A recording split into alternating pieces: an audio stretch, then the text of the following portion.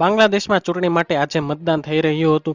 પૂર્વ પીએમ ખાલિદા ઝિયાની મુખ્ય વિપક્ષી પાર્ટી બાંગ્લાદેશ નેશનાલિસ્ટ પાર્ટીએ આ ચૂંટણીનો બહિષ્કાર કર્યો છે, જેના કારણે શેખ હસીના ચોથી વખત બાંગ્લાદેશના વડાપ્રધાન બને તેવી શક્યતાઓ છે. ખાલિદા ઝિયાનીને ભ્રષ્ટાચારના આરોપસર નજરકેદ કરવામાં આવ્યા છે.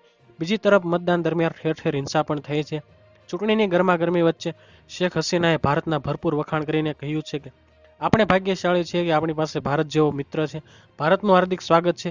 ભારતે બાંગ્લાદેશના મુક્તિ સંગ્રામ દરમિયાન સમર્થન આપ્યું હતું. 1975માં જ્યારે અમે અમારો પરિવાર ગુમાવી બેઠા હતા ત્યારે ભારતે અમને આશ્રય આપ્યો હતો. આજે બાંગ્લાદેશમાં થઈ રહેલા મતદાનમાં 42,000 મતદાન કેન્દ્રો પર લગભગ 11.96 કરોડ મતદાતાઓ પોતાના મતાધિકારનો પ્રયોગ કરી રહ્યા છે. ચૂંટણીમાં 27 પાર્ટીઓના 1500 કરતાં વધારે ઉમેદવારો મેદાનમાં છે અને અન્ય દેશોના 100 જેટલા નિરીક્ષકો ચૂંટણી પર નજર રાખવા માટે બાંગ્લાદેશમાં આવ્યા છે. તો હાલ માટે આટલું જ રાખીએ છીએ.